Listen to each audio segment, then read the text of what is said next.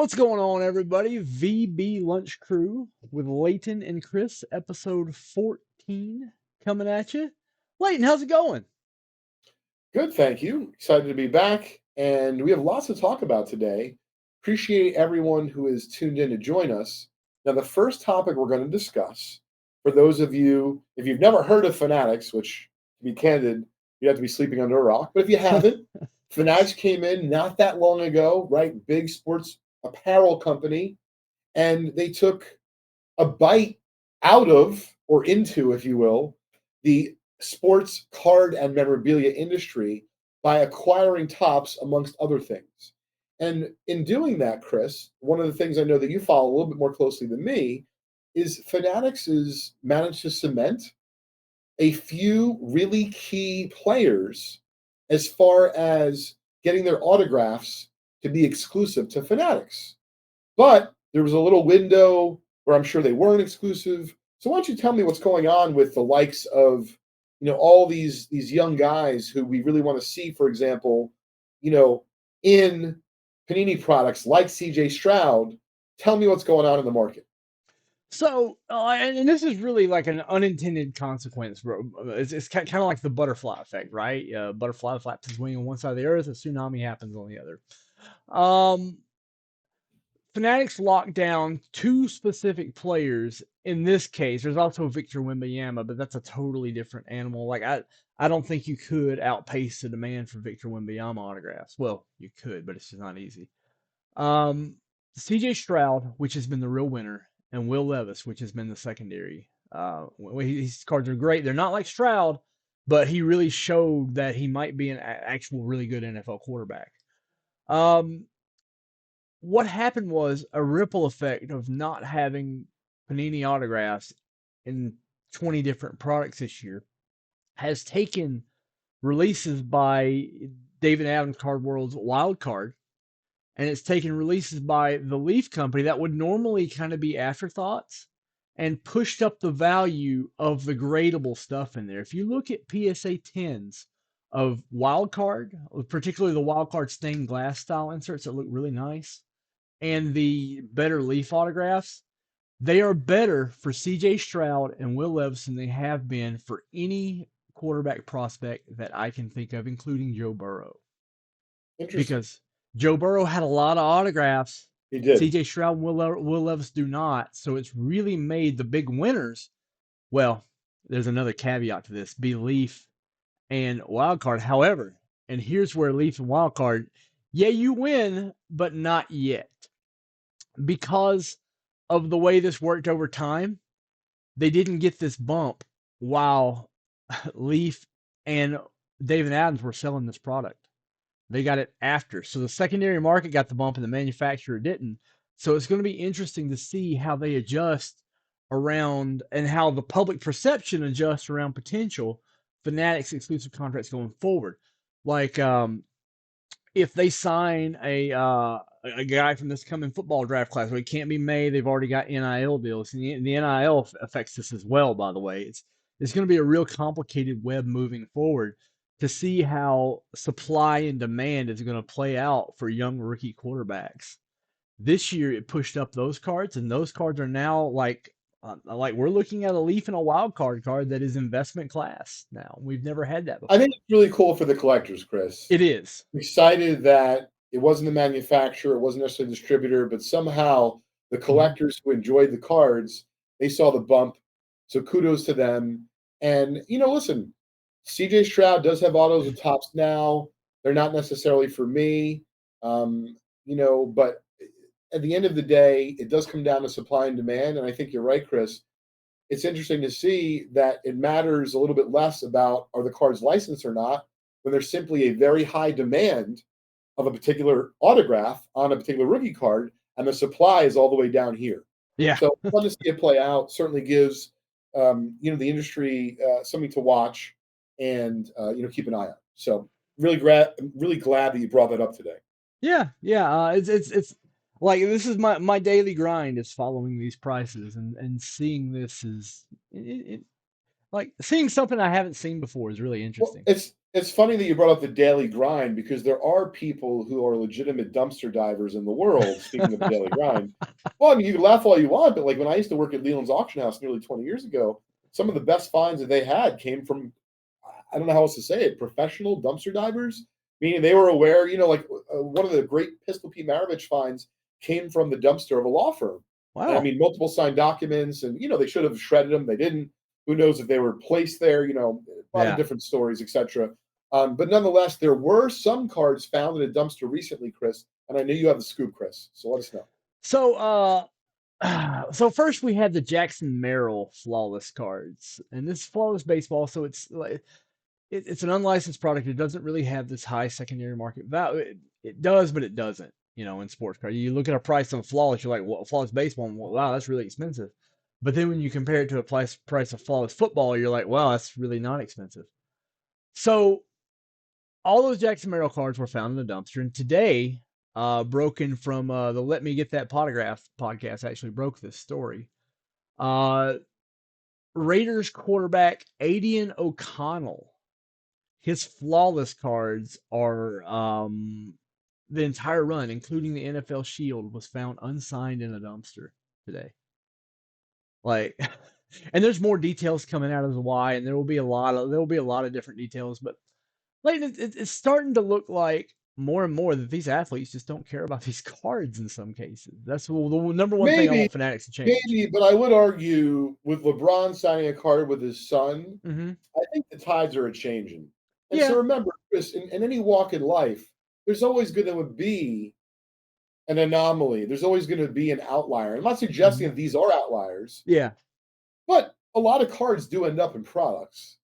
Hmm. And I feel like especially this day and age with internet sleuths, with hobby watchdogs, with more data available than ever before, I feel like it's a little bit more challenging to pull the wool over either an individual or a respective population's eyes when it comes to this stuff. Yeah. But that being said, I personally would much rather find Pistol Pete signed documents in the trash than either one of these players' cards. But it is Yeah. interesting news. Um, and speaking of cards, I know for those that are new, thanks for tuning in today to the Lunch Crew. It is our 14th episode. It's our first episode that we're pre recording so we can make sure that we deliver to you each and every week a really fun, exciting hobby show. And so, with that, we are going to have a few cards from each of us for sale every week. And without further ado, Chris, what's the first one up for sale today? Well, I have a couple of things from. Well, I have a couple of modern baseball cards. The first is from Panini Flawless. You're familiar with the cards with the gem on it, with the actual gems in them, right? Sure. You've seen those. So the first one is, and let me get it in the frame properly here, from the 2022 Flawless Collegiate National Team. This is the guy who had probably a compelling story on the diamond as anybody. Trey Turner. This is the Sure. autograph with a sapphire in it, number to 15. If you followed Trey Turner last year, you know that Trey Turner had a all-time miserable first half in Philadelphia. So what happened was the fans said, "Hey, we're Philly. We booed Santa Claus. Let's maybe handle Trey Turner a little differently." Every Sure. time Trey Turner came up to bat in Philadelphia, they would cheer Trey Turner legitimately. Legitimately, they didn't boo him; they cheered him, and he had the greatest second half of any Oh, he National League did. shortstop. Yeah, no, it's a great story. Yeah, and like to me, it was my favorite story of the year last year. Even though I hate the Phillies with a burning passion, I hate the Phillies. I hate the Phillies like you hate the Patriots. But even I was cheering for Trey Turner in that situation. So really, really happy to bring that one. And I like it. the other one is, gosh, a player that I sometimes gush over in my show. I think a lot of this kid. I thought a lot of his father, although his father didn't really have a whole lot of longevity. And this is Bo Bichette. This is a Topps Now autograph, blue, number to 49 of the 2020 postseason series by Topps Now. These are the on-demand auto. You'd order it, and like 8 months later, you'd get the card. Yeah, no, absolutely. But here's the thing: how much is the Trey Turner? So for the folks who are watching, if they want to buy Uh, it, the Trey Turner. Leighton. I gotta confess. I listed this card a week ago, so I'm a little unprepared here. Lunch Crew. The Trey Turner card is $75 for autograph number okay. /15 in the USA And how much jersey. is the Bichette autograph rookie? The Bo Bichette is $90, which is a rookie autograph of. I I can't would believe it's much that rather cheap. have that. So if Yeah, you had to say to me, would I rather have an up and coming star? And no, I mean I think Trey Turner's a good ball player, yeah. but a numbered rookie. And listen, some people don't like tops now. To me, Yeah. tops now, if it's done right, it's got the rookie logo and the numbered version versus the one they can produce in the millions or God knows how Hmm. many, what they're doing. I think it's pretty cool. But either way, these days I can tell you I don't get out of ShopRite for much less than $65. So $90 doesn't sound so bad. Yeah, I'm a big fan of the Tops Now program. If you follow the VB South show, I'm always refreshing that page. I buy primarily soccer from Tops Now. Sure. Because sometimes you can get soccer stars that just aren't in other releases through the Top Now program. I love the on-demand baseball program. I broke down and bought the Boy Meets World cards at Topanga. It's like to me that was cool. Maybe you should have kept that out for the after hours program, but I didn't we'll let shell you out for the slide. autograph. I just bought the It's all base right. card. We'll let you slide. I do have two vintage cards for sale this week. Chris, what's first up? All right, first up is and if this will switch, that would be great. Is well, let's go big. Let's go big or go home. Let's go with the 33 Gaudy Gabby Hartnett. Great. So this is one of the coolest looking cards from the set. As you can see, he's in literally the catching pose, throwing from his knees. Former Cub great Hall of Fame catcher. It is graded a PSA 6. You can see left to right, gorgeous centering, top to bottom is a little bit off. Very sharp cord, a very sharp card. What is this, 12.75, Chris? Is that the price? 1275 because sixes don't happen in this very often. No, they don't. And I wanted to make sure that the folks know who are watching the Lunch Crew, because we realize we have some break maniacs that follow vintage breaks. We have some folks who are community members from the Just Collect world that are watching. But we also realize there might be some folks who are watching the Lunch Crew and have never heard of us, don't know either one of our companies. And so we want you to know that, of course, we'd love to sell these cards, but we're not really doing this to necessarily generate sales. We're doing this to generate contact within the community. And if you fall in love with and must have one of these cards, but it's a little bit out of your budget, don't be afraid. DM us. You can email me direct if that's easier for you, leighton@justcollect.com, or DM us right on here. And if you're interested in trading or proposing something, let us know. Worst we can say is no.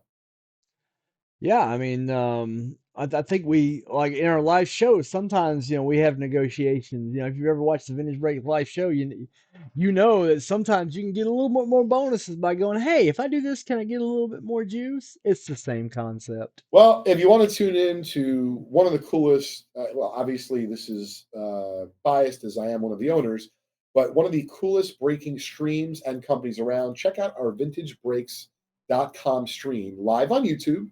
We stream 7 days a week on our YouTube channel. You can find us at youtube.com/vintage breaks. If you want to check out our over 100 breaks for sale, that you would do right on our website at Mhm. vintagebreaks.com. We are the world leader in set breaks, so we'll have anything and everything from a 1955 Topps baseball set break to a 1986 Fleer basketball set break. We just launched a 1954 Topps hockey set break. And if that's not enough, we also have a 1959 Fleer Stooges set break, which I can tell you 100% is the only one available in the country at the moment. So next up is the other vintage card to have for sale this week. It's really cool. I forgot the player's name, but it's from a really great time period. What year is the card from, Chris? 1924 Xena Leverance. Leverance. So it's a Z Nut from 24. Of course, missing the coupon. When I say, of course, most Z Nut cards from the 1910s to the 1920s are missing their coupons. But a few years ago, SGC started grading the cards without the coupons, which I think is really cool. And I think it's smart because people still love the cards. There's a lot of key, really important cards that are really rare and tough to find from Z Nuts. However, there's also a lot of cards where players were only in the PCL and they never made it to the majors, and it might be their only card or only cards ever made. So to me, that coupled with some of just the amazing uniforms of that time period, obviously, black and white might be tough to tell on the screen, but the cards in person a lot more striking. I think this card's 125 bucks. Yeah. So if you're talking about a card that's about 100 years old, in very reasonable mid-grade condition, it's a great type card for a collection. And if you don't know what a type card is, it's for those that, for example, like you like a particular set, like 1952 tops. Maybe you're never going to have the funds to buy a Mansell or to buy a Maze. But you know what? You're going to buy a high number because you can get a VG one for 150 bucks or 100 bucks. And you just want to say you have a 1952 tops card in your collection. That's what some people do with Z-Nuts and cards like Obaks from that time period. But let us know in the chat, if you're a type collector, what are some of the really cool cards that you have bought just a single card from? Yours truly would love to know, as I'm always collecting in that fashion. Yeah, and I had to know Leighton, so I did a little bit of digging and found out exactly what a Z-Nut is. Do you know what a Z-Nut is? Yeah, it was So, candy.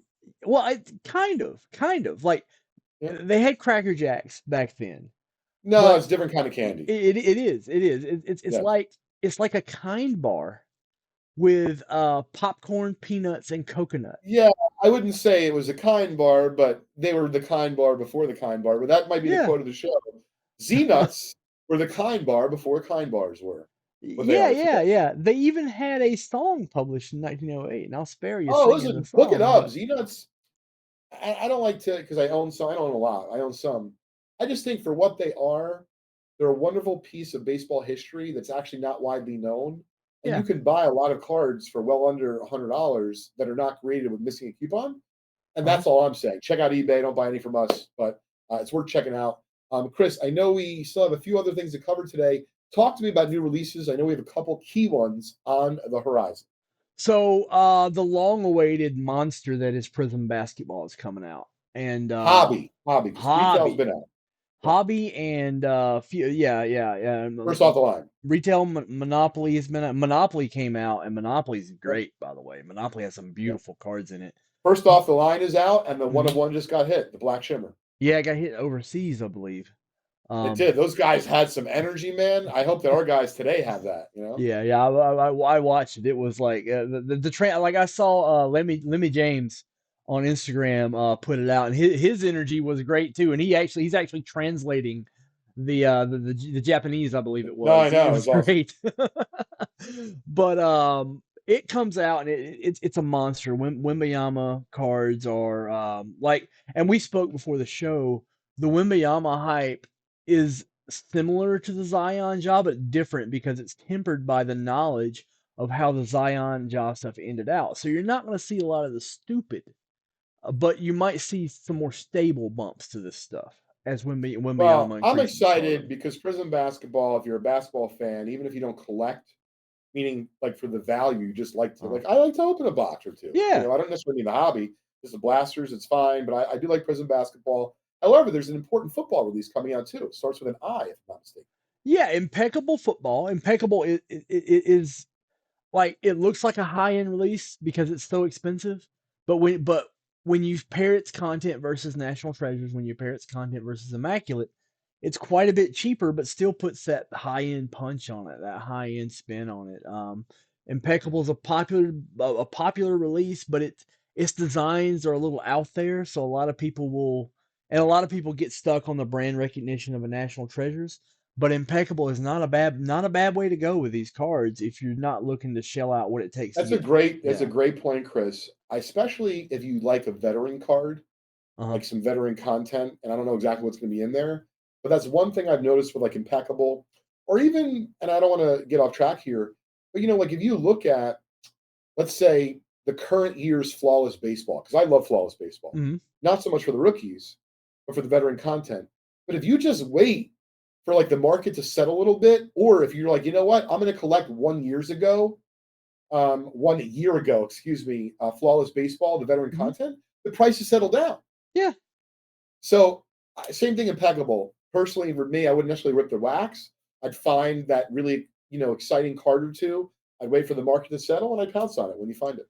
Yeah, and there won't be CJ Stroud autographs, but the market's proving it doesn't matter.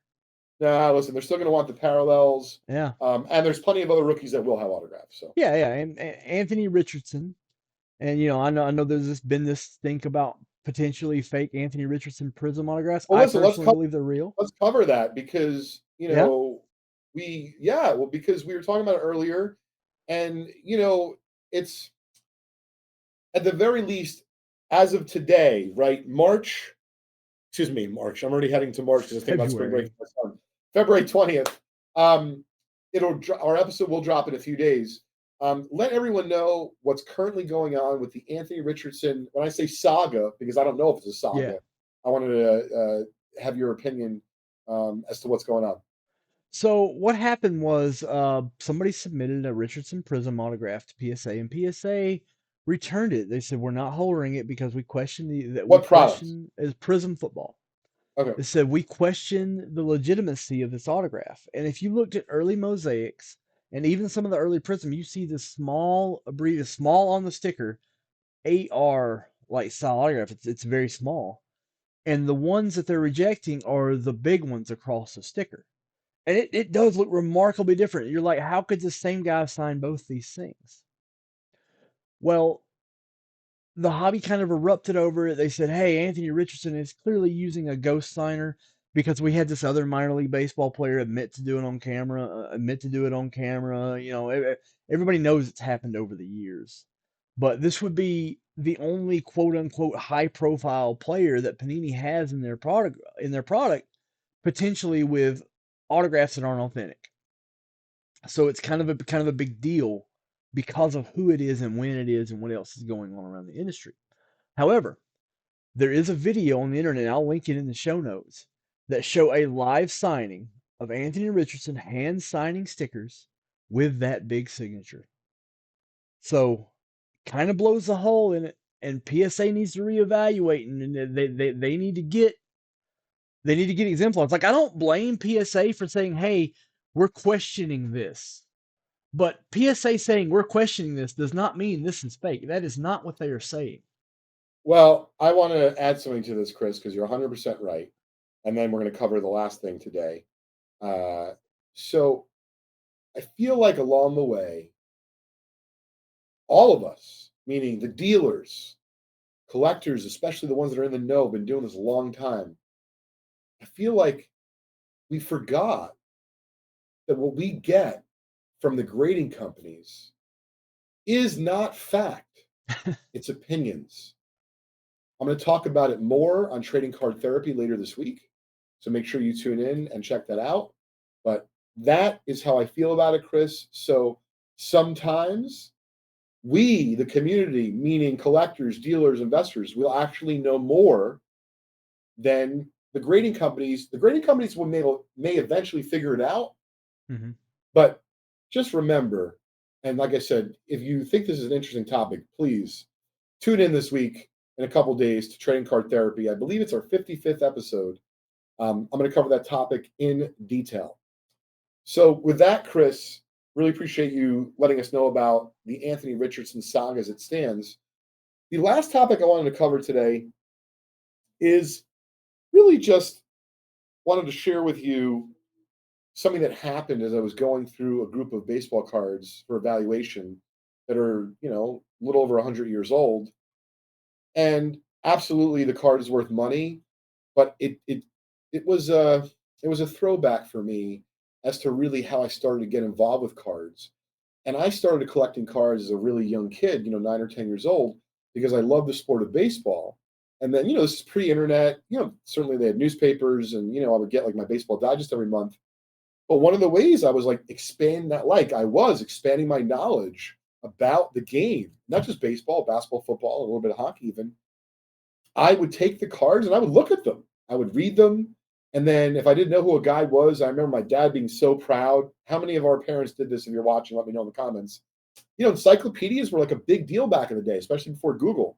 My dad pieced it together. It wasn't Britannica. I think it was like Funk and Wagnalls. It was some, promotion the supermarket was running.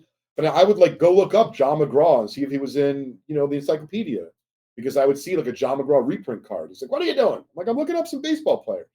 So eventually, he wanted me not to look in encyclopedias. He got me Baseball Digest. But the reason I'm bringing it up is that moment hit me when I was going through this group of M101 sporting news cards.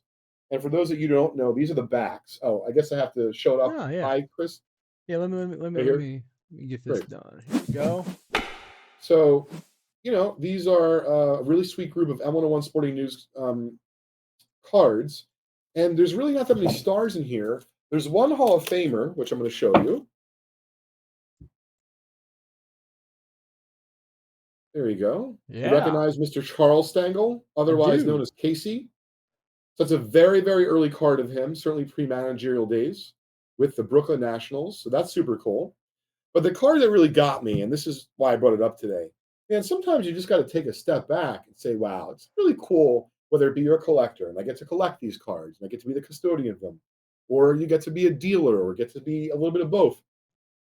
If you don't know who he is, do yourself a favor, look it up in your parents' encyclopedia. Huh. Or if you want to take the easy way out, you can Google it. But Ray Chapman, I haven't had a Ray Chapman card in a long time, and it's worth some money. If I had to guess, this card's $500, maybe $1,000. Um, but it really is a piece of baseball history, and it had me going down the rabbit hole of like, if you don't know Ray Chapman is, Ray Chapman was the first and only baseball player, professional, to ever be killed from an on the field incident. So he was hit in the Oh, head with a ball. 12 hours later, he was dead.